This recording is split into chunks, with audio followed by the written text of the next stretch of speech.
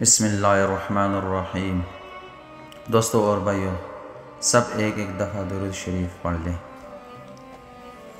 حضرت تمیم داری رضی اللہ تعالیٰ عنہ بیان کرتے ہیں، ہم حضور نبی کریم صلی اللہ علیہ وآلہ وسلم کی بارگاہ اقدس میں حاضر تھے کہ ایک اونٹ بھاگتا ہوا آیا اور حضور نبی کریم صلی اللہ علیہ وسلم کے سر انور کے پاس آ کر کھڑا ہو گیا، جیسے کان میں کوئی بات کہہ رہا ہو۔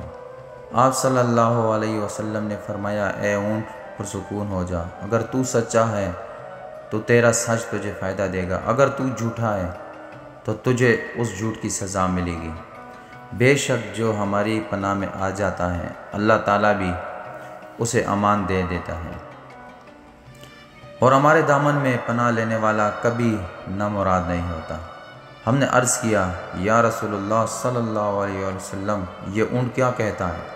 آپ صلی اللہ علیہ وسلم نے فرمایا، اس اونٹ کے مالکوں نے اسے ذبح کر کے اس کا گوشت کھا لینے کا ارادہ کر لیا تھا، یہ ان کے پاس سے بھاگ آیا ہے اور اس نے تمہارے نبی صلی اللہ علیہ وآلہ وسلم سے محبت مانگی ہے۔ ہم سب ابھی گفتگو میں مشغول تھے کہ اونٹ کے مالک بھاگتے ہوئے آئے۔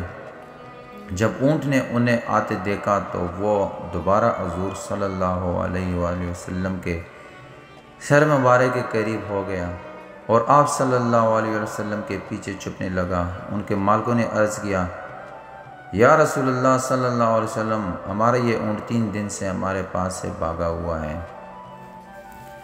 آج یہ ہمیں آپ کی خدمت میں ملا ہے۔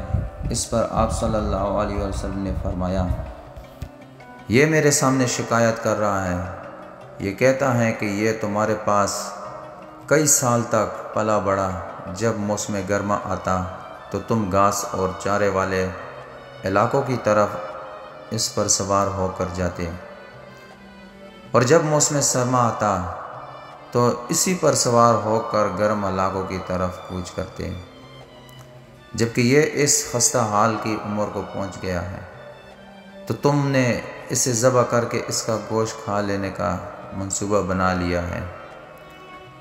انہوں نے عرض کیا، خدا کی قسم یا رسول اللہ، یہ بات بالکل اسی طرح جیسے آپ نے بیان فرمائی ہے۔ اس پر حضور صلی اللہ علیہ وآلہ وسلم نے فرمایا، ایک اچھے خدمت گزار کی اس کے مالکوں کی طرف سے کیا یہی جزا ہوتی ہے؟ وہ عرض گزار ہوئے، یا رسول اللہ صلی اللہ علیہ وآلہ وسلم، اب ہم نہ اسے بیچیں گے اور نہ ہی اسے ذبح کریں گے۔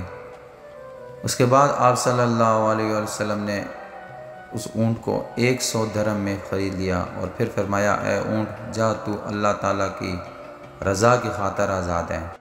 اس اونٹ نے حضور صلی اللہ علیہ وآلہ وسلم کے سر مبارک کے پاس اپنا منہ لے جا کر کوئی آواز نکالی تو آپ صلی اللہ علیہ وآلہ وسلم نے فرمایا، آمین۔ اس نے پھر دعا کی، آپ صلی اللہ علیہ وآلہ وسلم پھر فرمایا، آمین۔ اس نے پھر دعا کی، آپ صلی اللہ علیہ وآلہ وسلم پھر فرمایا، آمین۔ اس نے جب 34 مرتبہ دعا کی تو آپ صلی اللہ علیہ وآلہ وسلم آبدیدہ ہو گئے، آنکھوں سے آنسو بہنے لگے۔ ہم نے عرض کیا، یا رسول اللہ صلی اللہ علیہ وآلہ وسلم، یہ اونٹ کیا کہہ رہا ہے؟ آپ صلی اللہ علیہ وسلم نے فرمایا، اس نے پہلی دفعہ کہا، اے نبی مکرم، اللہ تعالیٰ آپ کو اسلام اور قرآن کی طرف سے بہترین جزا عطا فرمائے۔ میں نے کہا، آمین۔ پھر اس نے کہا، اللہ تعالیٰ قیامت کے روز آپ کی امت سے اسی طرح خوف کو دور فرمائے جس طرح آپ نے مجھ سے خوف کو دور فرمایا ہے۔ میں نے کہا، آمین۔ پھر اس نے دعا کی، اللہ تعالیٰ دشمنوں سے آپ کے امت کے خون کو اسی طرح محفوظ رکھے جس طرح آپ نے میرا خون محفوظ فرمایا ہے۔ اس نے پھر کہا، اللہ تعالیٰ آپ کے امت کے درمیان جنگ و جدال پیدا نہ ہونے دے۔ یہ سن کر مجھے رونا آ گیا، کیونکہ یہی دعائیں میں نے اپنے اللہ تعالیٰ سے مانگی تھی۔ تو اللہ تعالیٰ نے پہلی 3 تو قبول فرما لی، لیکن آخری دعا سے منع فرما دیا۔ جب جبرائیل علیہ السلام نے مجھے اللہ تعالیٰ کی طرف سے خبر دی ہے کہ میری یہ امت آپس میں جنگ کر کے فنا ہوگی، جو کچھ ہونے والا ہے قلم اسے لکھ چکا ہے، نبی کریم صلی اللہ علیہ وسلم کی یہ حدیث مبارکہ آج بالکل سچ ثابت ہو رہی ہے۔ آج کے دور پر نظر دوڑائے ہم دیکھتے ہیں کہ مسلمان کس طرح ایک دوسرے کے خون کے پیاسے ہیں، ایک دوسرے کو کس طرح قتل کر رہے ہیں، فرقہ واریت کے نام پر ایک دوسرے کی جان کے دشمن بنے ہیں۔ جتنا نقصان مسلمان نے مسلمان کا کیا ہے، اتنا نقصان شاید کافروں نے مسلمانوں کا نہیں کیا۔ ہمیں چاہیے ہم اللہ تعالیٰ کی رسی کو مضبوطی سے تھام لیں، ایک امت بن جائیں، آپس کی نفرتوں کو ختم کر دیں۔